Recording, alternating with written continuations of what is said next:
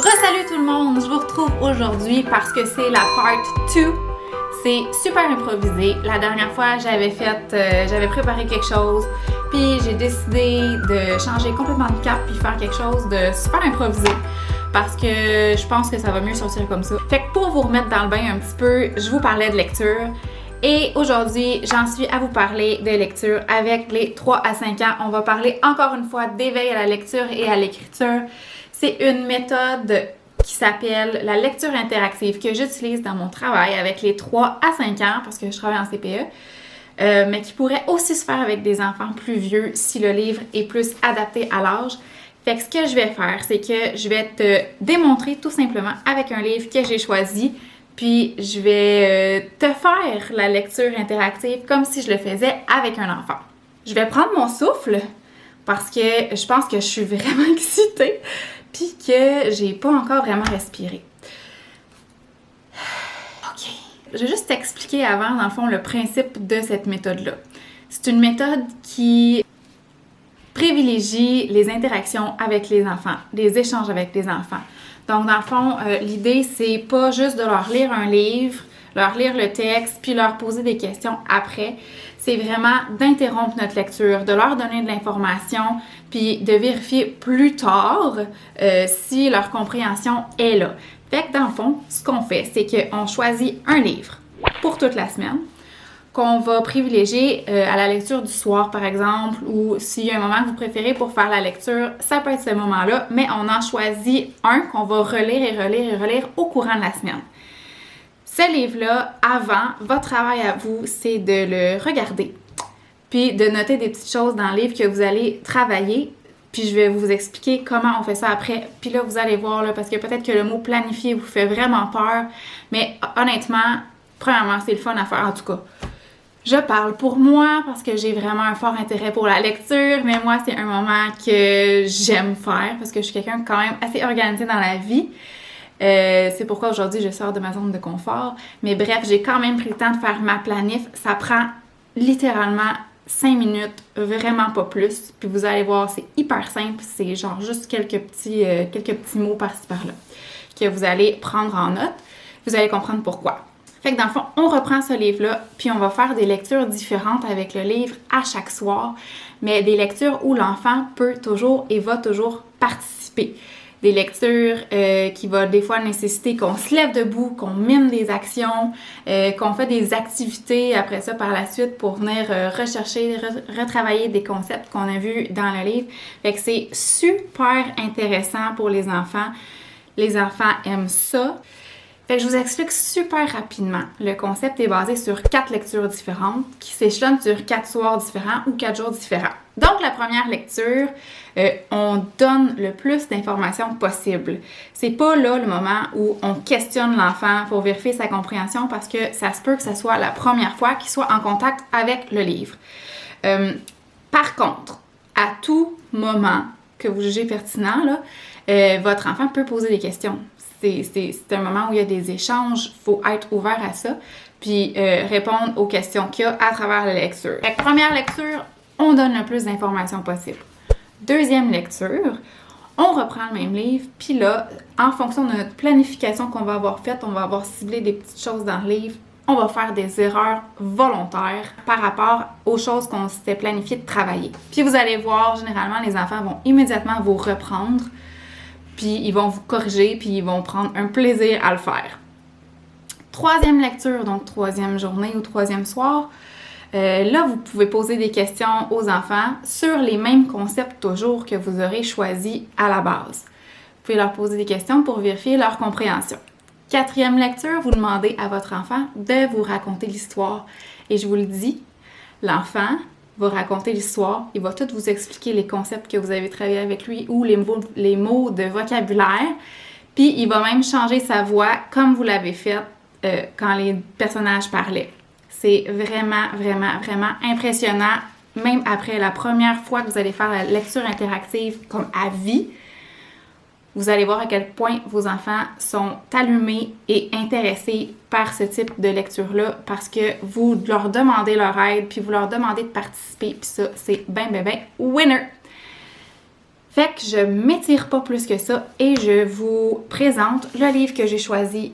C'est un livre que j'ai acheté dans ma bibliothèque de quartier. Ça fait quand même assez longtemps que je l'ai acheté parce que c'était un gros coup de cœur. Ce que j'ai fait, c'est qu'avant de m'asseoir avec vous pour vous parler, c'est la seule planif que j'ai faite, la seule chose dont je me suis préparée. J'ai lu le livre et j'ai sélectionné des choses que je vais travailler. Dans la lecture interactive, on va se concentrer sur 3 concepts. Le premier concept, c'est le concept d'écriture. Donc, tout ce qui est un mot. C'est quoi un mot? C'est quoi un paragraphe? Où on commence à lire? Comment on tourne les pages d'un livre? C'est quoi un titre? Où est un titre sur le livre? C'est quoi un auteur? Bon, blablabla, bla, bla, toutes les choses, dans le fond, qui sont en lien avec les mots qui sont écrits, l'écriture et tout le tralala. Deuxième concept, c'est les mots de vocabulaire. Fait que dans le fond, vous allez sélectionner 1, 2 ou 3 mots, dépendant du niveau de difficulté. Vous connaissez vos enfants, là, fait que vous allez en fonction de chaque personne, mais vous en sélectionnez de 1 à 3. Éventuellement, ça peut être plus mots de vocabulaire qu'ils ne connaissent pas ou que vous soupçonnez qu'ils ne connaissent pas. Puis vous allez leur expliquer ce que c'est. Puis là, quand vous allez leur expliquer c'est quoi le mot, exemple, moi dans mon livre, j'ai le mot fresque. Fait que quand je vais expliquer c'est quoi le mot fresque, je vais l'expliquer avec des mots, je vais le décrire, mais je pourrais aussi faire une activité par la suite où on va reproduire une fresque. Ça pourrait être un mot où est-ce qu'on a besoin de, exemple, grimper. On va arrêter la lecture, puis on va faire semblant de grimper, on va se lever debout, puis on va se mettre en action. Fait que dans le fond, c'est de s'assurer que le mot, il va être vraiment bien compris, puis que l'enfant va être intéressé à votre explication.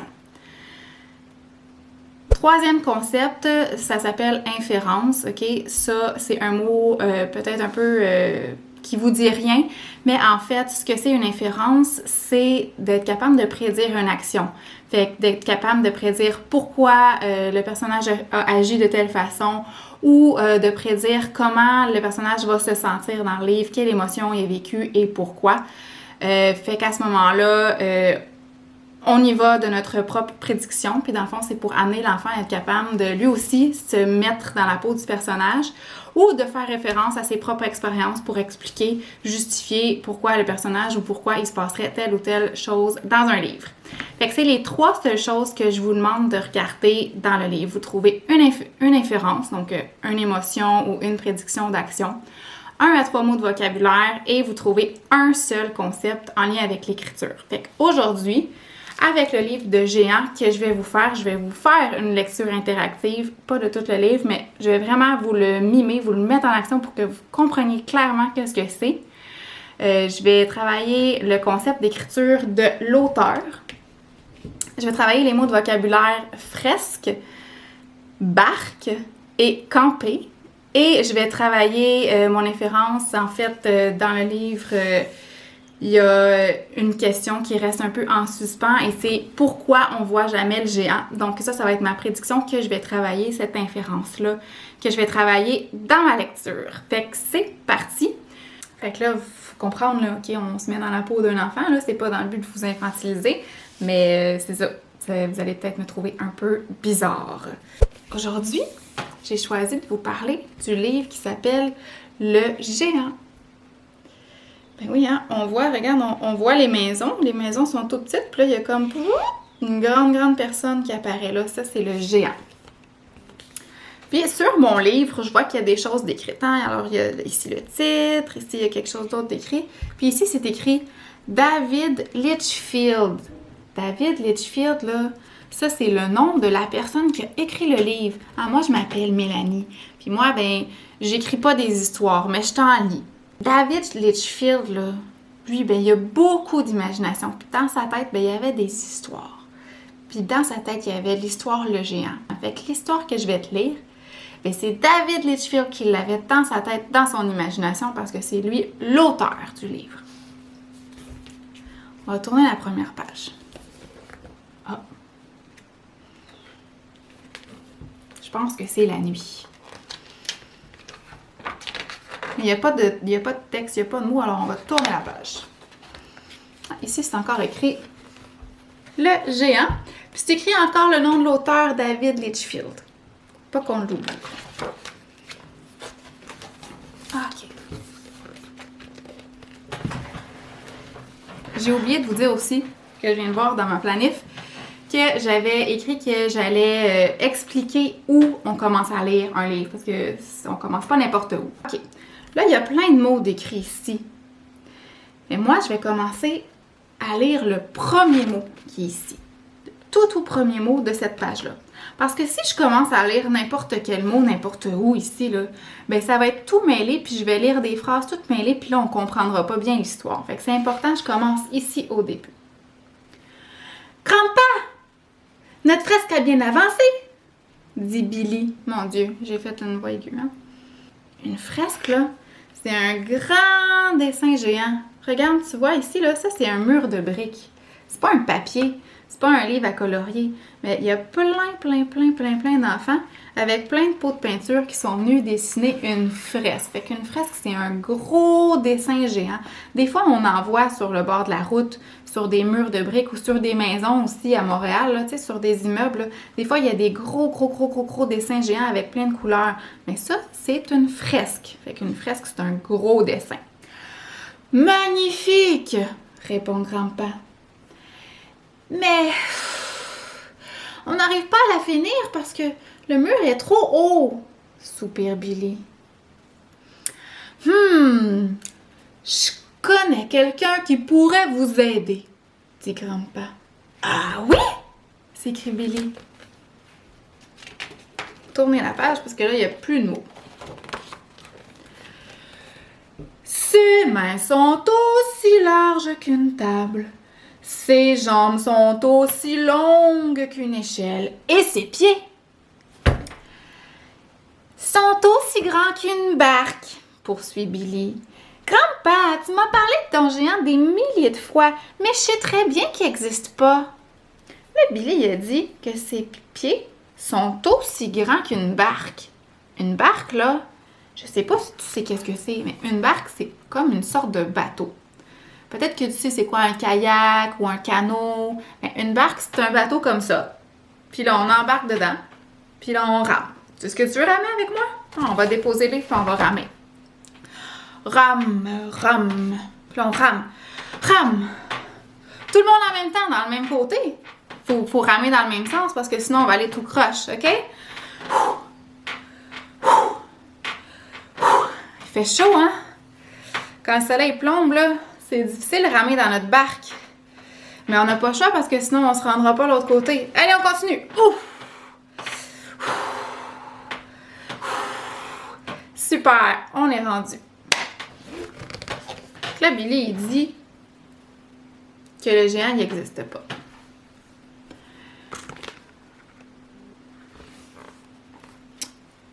Tu te souviens quand nous avons campé cet été? Demande Grandpa. Oui, marmonne Billy.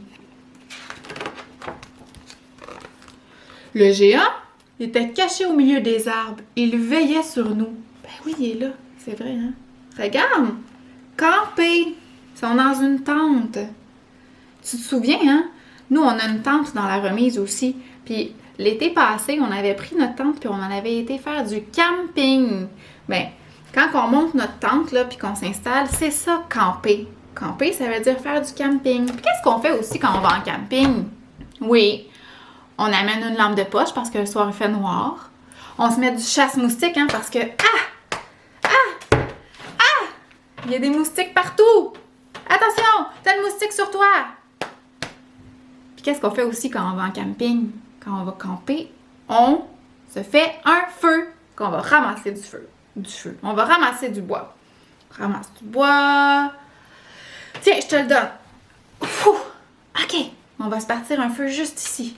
Puis là, on va se faire griller des guimauves parce que c'est ça qu'on fait quand on va camper. J'ai l'air folle un peu, hein, mais je pense que ça te donne une idée de où je m'en vais. Et quand l'horloge de la ville s'est arrêtée, tu te souviens? Demande Grandpa. Oui, dit Billy. C'est le géant qui l'a réparé. Ben oui, hein? Regarde, il est ici, il est en train de réparer l'horloge. Et quand nous naviguions sur une mer déchaînée, tu te souviens? Oui, marmonne Billy. C'est le géant qui a ramené le bateau au port. Ben oui, il est là. Il ramène le bateau. Il y a une grosse vague. Une chance qu'il est là, le géant, parce que sinon, je pense qu'il se serait fait engloutir par la mer.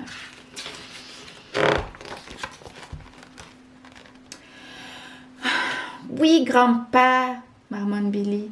C'est aussi le géant qui a sauvé le grand chêne sous la tempête, qui a aidé les voitures à traverser la rivière quand le pont s'est effondré, qui a attrapé mon cerf-volant qui a été emporté par le vent, et sauvé Benji qui n'osait plus descendre du toit, ajoute grand-père. Il en fait des choses, ce géant-là. Chance qu'il est là. D'accord, mais si ton géant est si génial, pourquoi je l'ai jamais vu? Demande Billy. Ben ouais, hein? Pourquoi Billy n'a jamais vu le géant? Nous, on le voit, le géant, dans l'histoire. Pourquoi Billy, lui, il l'a jamais vu, puis que le géant, il est toujours là pour l'aider? Moi, je pense que c'est parce qu'il a une cape magique, puis ça le rend invisible. On va aller voir si j'ai raison, OK? Peut-être qu'il se cache parce que les gens ont peur de ce qui est différent, répond grand-père. Moi, j'aurais pas peur, dit Billy. Alors demain matin, au lever du soleil, va en ville et attends devant la fresque. Ah, la fresque, je me souviens, la fresque, c'est le grand dessin qu'ils ont fait sur le mur. Répond grand-père avec un clin d'œil.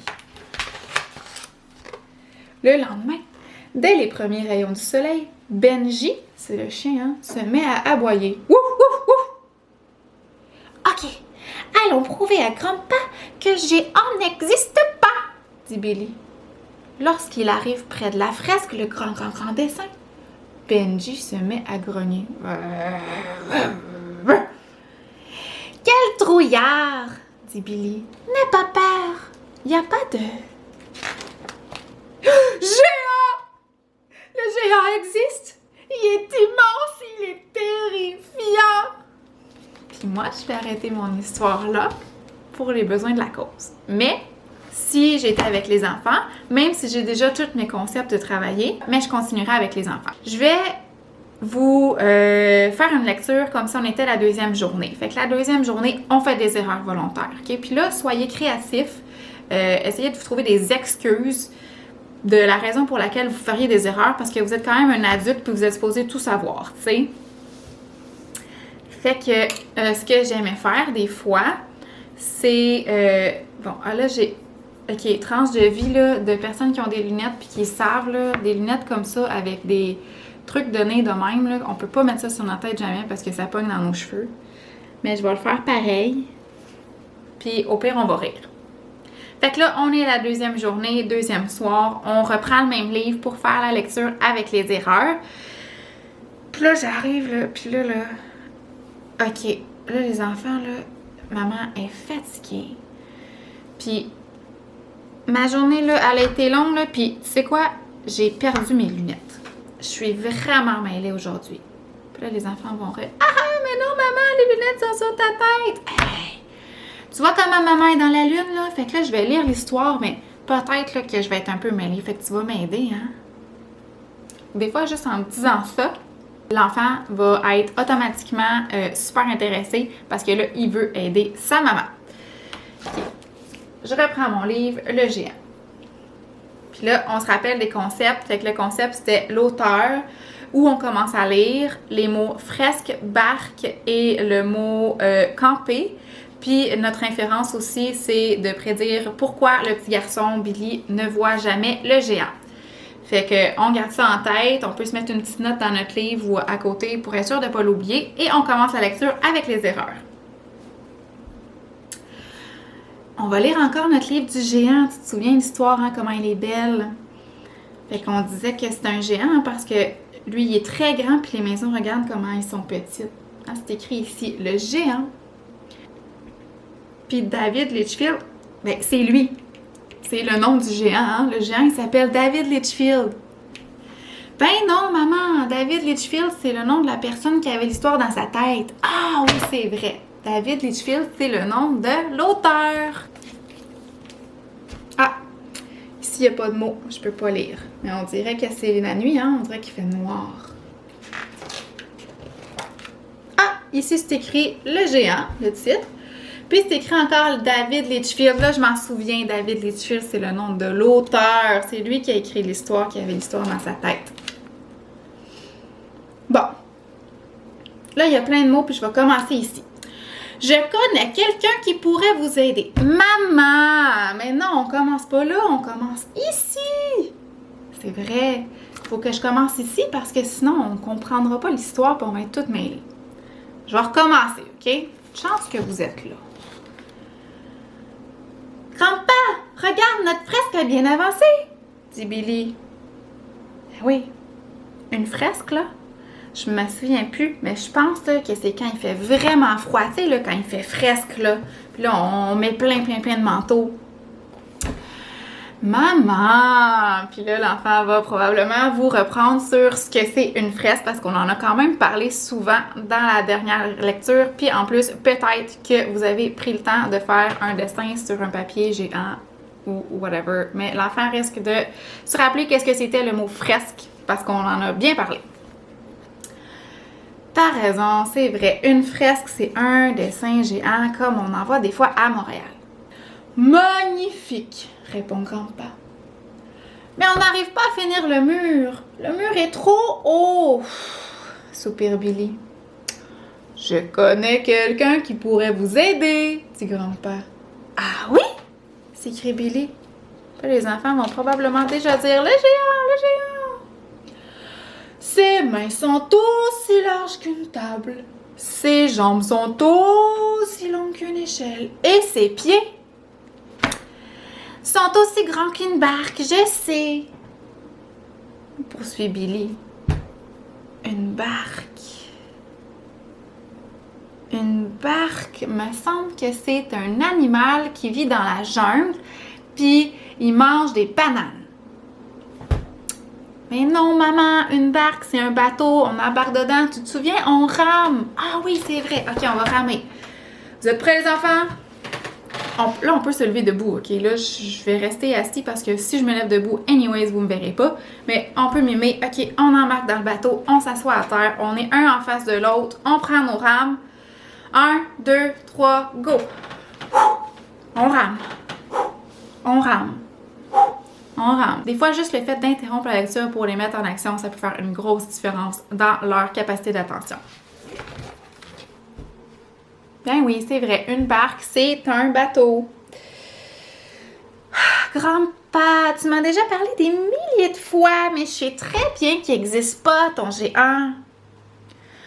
Tu te souviens quand nous avons été camper cet été? Demande grand-père. Ah, camper, ça, je m'en souviens. Camper, ça veut dire qu'on grimpe dans une falaise. On grimpe, on grimpe, on grimpe, on grimpe. Mais non, maman, camper. Camper, c'est quand on va faire du camping, puis qu'on se fait cuire des guimauves, puis qu'on fait un feu. OK? Puis là, on peut reprendre la même activité de faire semblant de se faire griller des guimauves. Vous pourriez même avoir des guimauves pour vrai, puis donner une guimauve à vos enfants. Vous pourriez, après ça, faire une tente dans le salon ou la laisser là toute la semaine, tu sais, puis lire l'histoire dans la tente, pourquoi pas, parce que vous avez choisi de parler du mot « camper ». Toutes les idées sont bonnes. Il n'y a jamais de mauvaise idée pour venir travailler des mots de vocabulaire et s'assurer que les enfants comprennent bien. Oui, marmonne Billy. Le géant était caché au milieu des arbres. Il veillait sur nous. Mais oui, c'est vrai, il est là. Et quand l'horloge de la ville s'est arrêtée, tu te souviens? Demande grand-père. Oui, marmonne Billy. Et quand on naviguait sur une mer déchaînée, tu te souviens? Oui.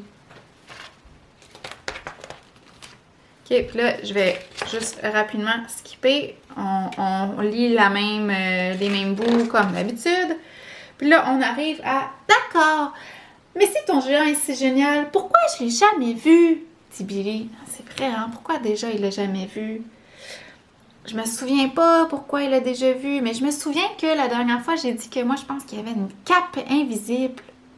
Puis là, ben, parce que vous avez lu tout le livre, votre enfant va sûrement peut-être être en mesure de vous expliquer que on voit jamais le géant parce qu'il sait qu'il est différent, puis qu'il sait que la différence fait peur aux autres, puis que dans le fond, il préfère se cacher pour pas faire peur aux gens. Fait que oui, c'est une histoire qui porte sur la différence. Voilà.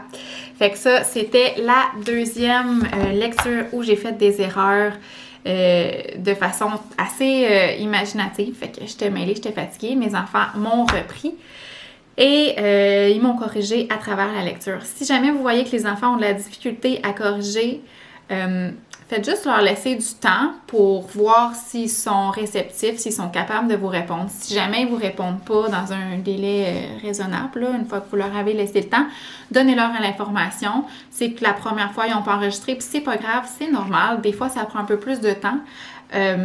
Puis dans le fond, vous pourriez, si vous voyez là, que c'était vraiment ardu cette étape-là, refaire la même étape d'erreur à la prochaine lecture plutôt que de passer déjà au questionnement si vous en avez envie. Donc, la troisième lecture, je la referai, je ferai la même lecture. Je ferai pas d'erreur, fait que je lirai vraiment tout le texte, puis on leur pose des questions sur les concepts qu'on leur a montrés. Là, je fais beaucoup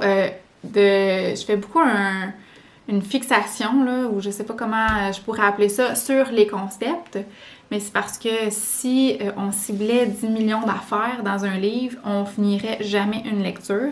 L'idée, c'est que ça dure 15 à 20 minutes, là, max, là, parce que c'est souvent ça, à partir de 3 ans, c'est souvent ce nombre de temps-là qu'ils sont capables de rester attentifs. Mais ça n'empêche pas que vous pouvez expliquer d'autres concepts, surtout si vos enfants vous posent des questions à travers la lecture. Allez-y avec votre feeling, puis allez-y avec les intérêts de votre enfant aussi. S'il y a des choses que vous savez que ça c'est out of the blue, puis qu'il n'y a aucune idée qu'est-ce que c'est, vous pouvez rapidement l'expliquer, mais sans nécessairement mimer ou faire des activités sur ces concepts, sur chaque concept à chaque lecture. Fait que ça, c'est ça. La troisième lecture, on pose des questions aux enfants pour s'assurer, vérifier leur compréhension, les faire participer. Puis la quatrième lecture, dans le fond, c'est super simple. Puis là, c'est là que vous allez être impressionnés. Vous donnez le livre à votre enfant, puis vous leur dites qu'aujourd'hui, c'est à son tour de lire l'histoire, puis que maman est là, puis qu'elle va aider à lire l'histoire s'il y a besoin, mais que c'est ça, c'est à son tour de raconter l'histoire. Puis les enfants, souvent, prennent vraiment plaisir à le faire. Puis vous allez voir, d'emblée, ils vont faire exactement comme vous. Ils vont vous expliquer que David Litchfield, peut-être qu'il ne se rappellera pas exactement le nom, mais on s'en fout, c'est pas ça qui est important. Ce qui est important, c'est qu'il ait compris le concept de l'auteur, puis il va certainement être capable de vous l'expliquer. Puis de vous montrer aussi, « Ah, maman... je commence à lire le mot ici parce que sinon on ne comprendra pas l'histoire. » Puis vous allez voir, il va vous expliquer c'est quoi la fresque, la barque, puis le mot camper. Il va vouloir que vous vous levez debout puis que vous mimiez comme vous l'avez fait à chaque lecture. Puis il va changer sa voix et c'est vraiment, vraiment impressionnant. Pour vrai, je vous le dis, là, je faisais ça avec des enfants qui ont des difficultés, là, des enfants qui ont des retards de langage.